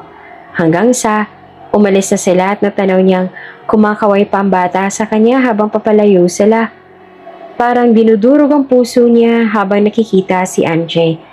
Napaliit ng paliit sa paningin niya. Hanggang sa naglaho na ito. Sumakay sila ng taxi at inilabas doon ang bag nila na nilagyan nila ng gamit. Sa airport po, aniya sa driver. Nakita niya kung papaanong bumaling sa kanyang bata. Alam niyang maging ito ay nagtataka. Around 400,000 ang perang dala niya. Sapat na para sa bagong buhay na inaasam niya sa lugar na pupuntahan nila ng anak niya, sa Cebu. Katulad ng orihinal na plano, bibili siya ng lote at bahay. Malaki ang magagastos niya pero wala na siyang pakialam. Ang importante ay hindi sila masundan ni Eric. Hindi na sila nito gugulahin at walang ibang madadamay. Dahil hindi na nadala ni Sue ang mga importanteng papeles niya, ay hindi kaagad siya maka-apply sa mga mas magandang kumpanya. Kaya nga napilitan siya magtrabaho sa isang grocery store bilang isang sales lady. Nagpapasalamat siya at kahit papaano'y naging tahimik ang naging buhay nila ng anak niya. Noong umalis sila sa mansyon at nalaman ng anak niyang hindi na sila makakabalik, ay biglang nagbago ang ugali ng anak niya. Naging tahimik at halos ayaw na nitong makipag-usap sa kanya. Hindi naman niya inaasahan na gano'n ang magiging reaksyon ng bata. Dati naman ay ayos lang naman dito ang ginagawa niya at mga desisyon niya. Pero ngayon, nagulat siya nang biglang tumahimik na. Maghintay ka lang dito sa tabi. Magtatrabaho lang si mama, ha? Ani niya sa anak. Pero hindi man lang siya nito nilingon. Mula sa karinderya sa tapat ay bumalik na sila sa grocery store. Ayos lang naman na naghihintay ang anak niya sa sulok. Ang importante ay hindi ito makadistorbo sa mga customers ng grocery store. Katulad ng dati ulit ang buhay nila. Ang perang dala niya ay sumakto lang sa binili niyang lote. Niwala pang ang bahay iyon pero nasa Cebu sila. Malaki ang rate ng mga lote. Maswerte na nga sila at nakakuha pa sila ng lote na medyo mura. Siya na nagpagawa ng barong-barong na bahay doon. Distansya mula sa pinagtatrabahuhan niya. Ayos lang. Ang importante ay hindi na ulit sila mangungupahan. Sa kanila na talagang property at wala na silang poproblemahin pa. Ilang buwan na rin ang nagdaan at sa katapusan ng buwan na iyon ay manganganak na siya. Isa rin yon sa pinaghahandaan niya. Kailangan niyang mag-ipon na sasapat na 3 buwan at babalik na naman siya sa trabaho. Ang problema niya lang ngayon ay kung papaano niya ito gagawin gayong 2 bata ng kasakasama niya. Hindi niya naman pwedeng isama ang 2 anak sa trabaho. Siguro, maghahanap na lang siya ng pwedeng pagkakakitaan na malapit lamang doon sa tinitirhan niya. Hindi naman makagalaw si Restan sa kinauupuan nang makita niyang resulta ng DNA at talagang totoo ngang hindi niya anak si Andre. Pagkatapos ay lumabas na ang totoong anak niya ay si Owen. How? Napasa po siya sa noo. Ayaw niya sana maniwala ngunit napagtanto niya ngayong totoo pala talagang natanggap niyang text. Ilang beses niya nang pinatrace ang may-ari ng numerong nag-text sa kanya pero wala silang mahanap na lead. Kung totoong hindi niya nga anak si Andre, ibig sabihin, maaaring tama ngang sinabi sa text na pinalitan ni Sue ang anak niya at intensyon nga nito nung una pa lang na mapalapit sa kanila ng anak niya. Ngunit may bahagi sa puso niyang ayaw maniwala na talagang sinadya ito ni Sue. Na baka hindi naman talaga iyon totoo at gumagawa lang ito ng kwento upang siraan ng babae. Kaya kaagad niyang tinapos ang business trip at kaagad na umuwi upang makaharap ang babae. Ngunit ang balitang bumungad sa kanya ay nagpatigil sa kanya. Umalis po sila ng anak niya noong nakaraan. Ang sabi, babalik din daw po kaagad pero dumating ho ang gabi ngunit hindi pa po sila nakakabalik. Pakiramdam ko po ay lumayas na yon. Sumbong ng on-call na tauhan. Kumuyom ang kamaon niya at kaagad na umakyat sa taas. Nagtungo kaagad siya sa guest room na ginamit ng mga ito. Nakita niyang may mga iilang gamit na nahulog sa sahig.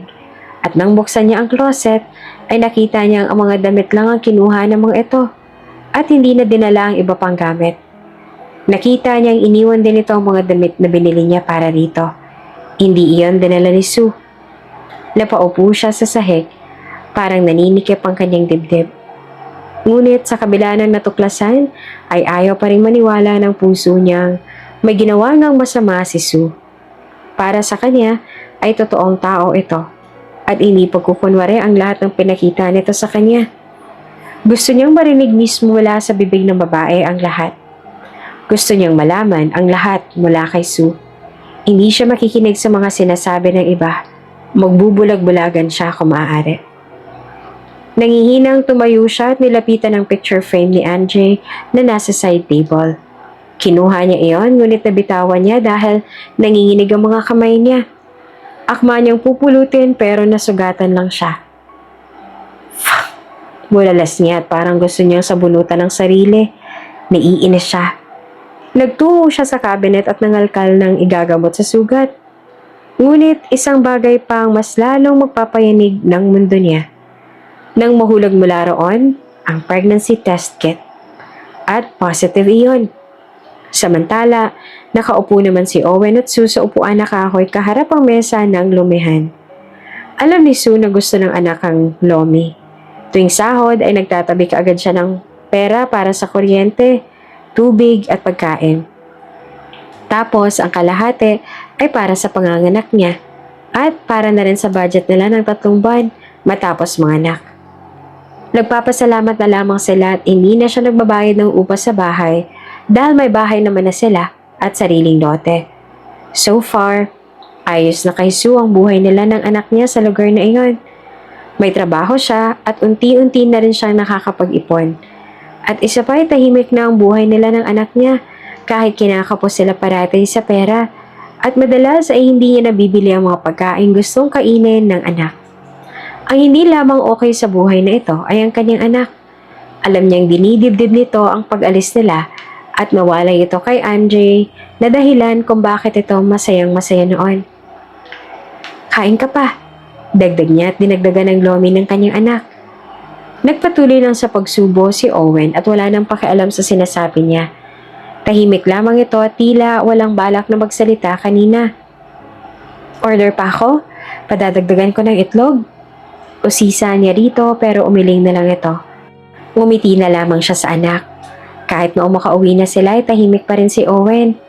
Araw-araw niyang sinusubukang kausapin ito at alamin ang mga kailangan nito. Ngunit nananatiling ganon ang kanyang anak.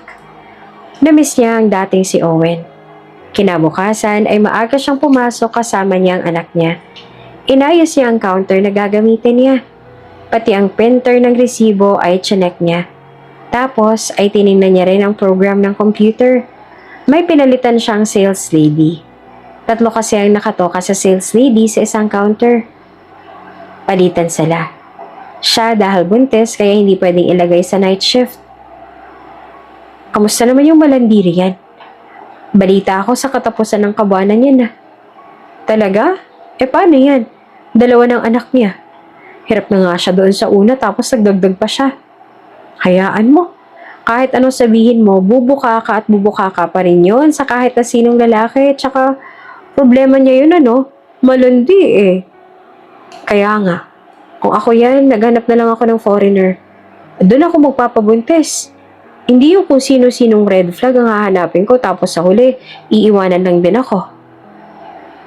Napalunok siya at natigilan sa pagtingin sa printer niya nang marinig ang usapan ng ibang sales lady sa kabilang counter. Buntis siya at madaling masaktan ng feelings niya kahit sa maliit na bagay. Kaya kaagad niyang naramdaman na tila umiinit ang sulok ng mga mata niya.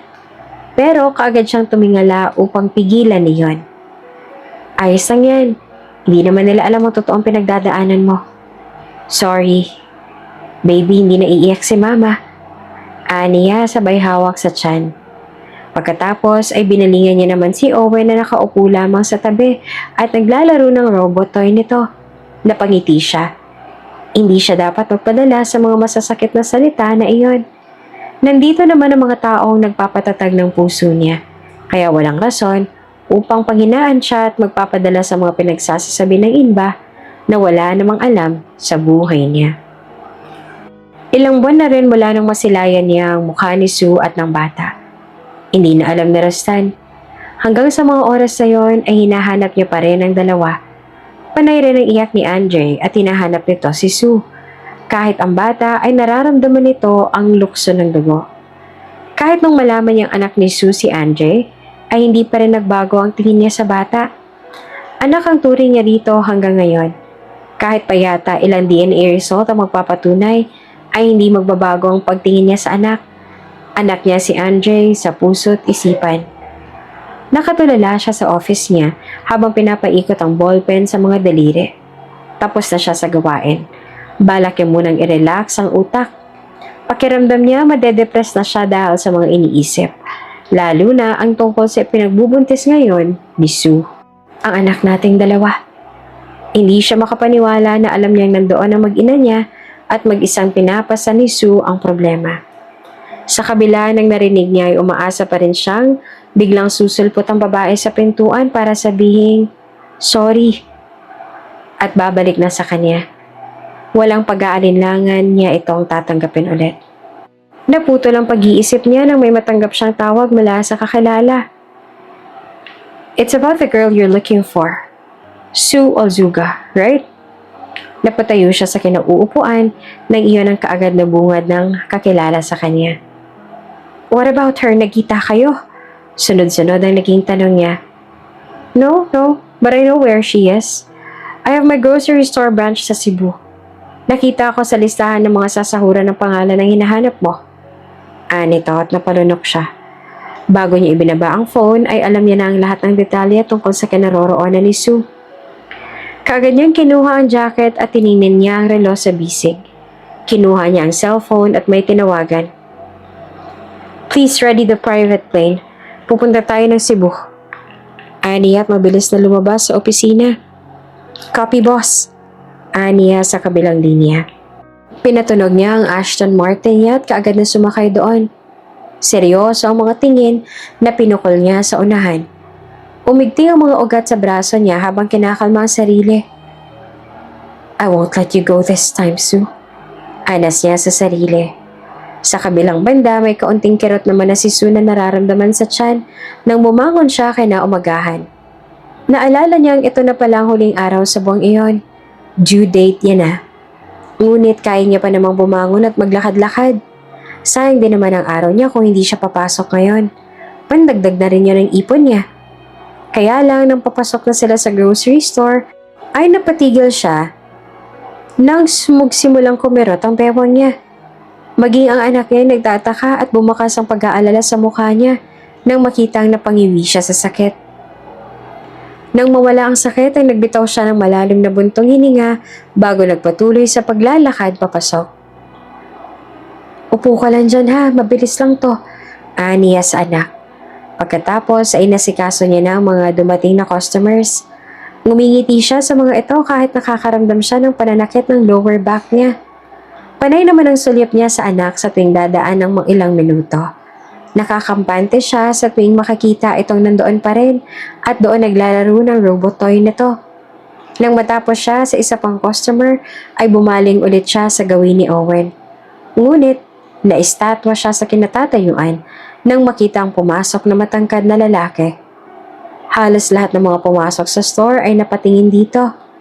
At nang matauhan siya ay kaagad siyang umalis sa counter. Ngunit huli na dahil nakita na siya ni Rostan. Nagwala kaagad ang puso niya na magkasalubong ang mga mata nila. Halika, tara, dali! Bulalas niya tapos ay hinila ang anak. Hindi sila sa entrance dumaan kundi sa likod ng grocery store. Dumaan sila sa bodega at lumusod sa malaking gate sa likod. Sinapo niya ang tiyan habang mabilis ang lakad nila ng anak niya. Kung kaya niya lang buhatin ang anak niya ay gagawin niya. Ngunit hindi dahil mahihirapan na rin siyang maglakad kung ganon. Bilis anak, aniya. Malalaking hakbang na nagtungo sila sa isang eskinita na pwede nilang daanan upang makarating sa may mga paradahan ng tricycle. Balak niya magtungo diretso sa bus terminal ngayon. Saglit silang lalayo ng anak niya at babalik kapag naiwala na nila si Rostan. Mabuti na lang at may niipon na siya ulit. Kahit hindi na siya bumalik sa trabaho ay okay lang. Kaya lang, saktong pagkarating niya sa dulo ng eskinita ay isang makintab na kulay itim na kotse ang humarang dito. Namilog ang mga mata niya at kaagad na napaatras. Nang balingan niya ay dinaanan nila ay may isa pang kotse roon. Diyos ko, hindi. Bulalas niya sa pagkataranta. Tapos ay napayuko siya nang muli na namang kumirot ang tiyan niya. Mama! Parang maiiyak na si Owen ang hawakan nito ang pisngi niya. Nagbitiw siya ng mapait na ngiti sa anak. Makakatakas sila. Kailangan lang niyang tatagan ng sarili. Bumaba ang tauhan ni Rostan sa sasakyan. Tanging radyo lamang ang dala ng mga ito. Walang kahit anong bitbit na delikadong bagay. Sir, na-corner na namin. Ani ng isang tauhan sa radyo nito. Miss, kalma ka lang po. Wala po kaming gagawing masama. Ani ng isang tauhan na lumapit sa kanya. Pero hindi siya makapaniwala rito. Lalo na nung matanaw niyang matangkad na lalaking papalapit. Napanganga ito nang magsalubong ang kanilang mga tingin. Napaluhod siya nang mas lalong nagsimula ang kirot ng kanyang tiyan. Hanggang sa napansin niyang pumutok na ang panubigan niya. Hawak siya ng kanyang anak, ng kabilang kamay naman ay habang dumadaing siya. Mabilis na tumakbo si Rustan papalapit. Nakita kaagad ng lalaking pamumutla niya at ang likod din tumaloy sa binti niya. Napabulalas ito at walang pag-aalinlangan na binuhat siya ni Rustan. Lakad takbo ang ginawa nito patungo sa kotse. Dahil nakatuon ang atensyon niya sa nararamdamang sakit kaya hindi niya na namalayan ang mga nangyari sa paligid. Namalayan niya na lang na nasa ospital na siya. Naihilamos ni Rustan ang mga palad sa mukha nang makita sa delivery room si Sue na nagingit-ngit sa sakit. Kahit manganganak na ay pumasok pa rin ito sa trabaho.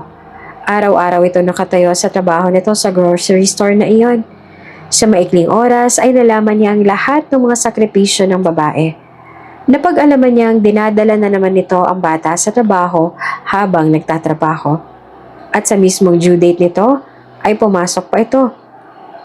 Napamura siya sa sarili. Paano kung may nangyari rito at sa bata? Paano kung ang pagtakbo nito ay bigla na lang itong napaanak sa daan? Hindi niya mapapatawad ang sarili kapag nangyari yon. Hindi niya naman intensyong takutin ang babae. Gusto niya lang naman itong makita at hikayating bumalik na sa kanya. Matapos ang ilang oras na labor ni Sue, ay narinig niya ang malakas na palahaw ng bata. Kaagad siyang napasilip sa pinto nang marinig iyon. Kanina pa siya hindi mapakali, pero nang marinig ang boses ng anak nila, ay mas lalo lang siyang naging balisa. Dahil sa nangyari kay Owen at Andre ay nirequest siya sa ospital na wag na munang dalhin sa nursery ang anak nila. Gusto niyang diretsong dalhin ng mga bata sa private room. Nagmagpunta siya sa silid na kinuha niya para kay Sue ay nakita niyang babaeng mahimbing na natutulog. Halatang napagod ito sa panganganak. Hindi niya maitago ang ngiti sa labi nang malaman na sa wakas nagkaroon na sila ng babaeng anak. Ito ang dating pangarap niya. Na sana, babae ang naging unang anak niya. Tumawag ang doktor kay Rustan. Binalingan niya si Owen. Tara, sumama ka sa akin. Hayaan na muna natin ang mama mo na makapagpahinga. Ani niya sa bata. Tumango ito at kaagad naman na sumama sa kanya. Kakaibang gaan naman ang naramdaman niya nang mahawakan niya ulit ang kamay ng anak. Samantala, nangihinang nagmulat naman ang mata si Sue. Hindi niya alam kung ilang oras siyang nakatulog. Nang magising siya ay nagulat siya nang makita si Eric sa silid. Gising ka na pala. Ngumisi ito. Anong ginagawa mo rito? Namimigat ang mga mata sa sambit niya. Simple lang. Nandito ako para ipaalam sa'yo na ang batang si Owen, hindi mo naman talaga anak, kundi si Andre. Nito habang hindi maalis-alis ang ngisi sa mga labi, kumunot ang noon niya. Anong pinagsasasabi mo? Anak ko si Owen. Paano naging anak ni... Nagkapalit ang anak niyo sa ospital kung saan kayo sabay na nanganak ng asawa ni Rustan. Siyempre, hindi mo kaagad nalaman yon. Pero sigurado akong kahit hindi mo alam, napansin mo rin ba ang ibang mukha ni Owen nung lumalaki siya? Umiling lang siya. Hindi, nagsisinungaling ka lang. Sinabi mong gusto mo kaming sirain ni Rustan, pero nagkakamali ka dahil wala namang kami ni Rustan. Mahal niya ang asawa niya. Siguro parte lang to ng plano mo. Parte? Hindi ito parte. Aksidente ko lang itong nalaman sa isa sa mga kakilala mo.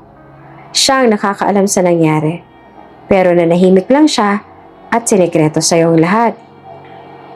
Sa kanya ko rin nalaman na may anak tayo. Tsaka syempre, sinakyan ko rin ang mga issue.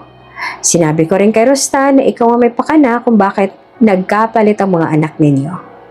Na sinadya mong lumapit sa anak ng lalaki yon para mapalapit ka sa anak mo. Sabi ko naman sa'yo, sisirain ko kayong dalawa. Nagbitiw ito ng malademonyong ngisi. Hayop ka, Eric. Hindi pa ba sapat na sinira mo ang buhay ko? Nanahimik ako matapos ang lahat ng kahayupang ginawa mo. Tapos, tumulo ang luha niya. Tumawa ito at namewang. Alam mo, may paraan naman para tantanan ka ni Rustan eh. Kasi alam mo na, paniwalang paniwala talaga siyang ikaw ang may kasalanan ng lahat. Patuloy na tumutulo ang luha sa mga mata niya. Ite-text ko siyang kakilala mo ang may alam ng lahat at lilinisin ko ang pangalan mo kay Rostan. Magiging okay na kayo. Tapos, hihingin mo sa kanyang 50 million na hinihingi ko sa'yo. Ganon lang. Pumitik ito sa ere. Nagtagis ang bagang niya.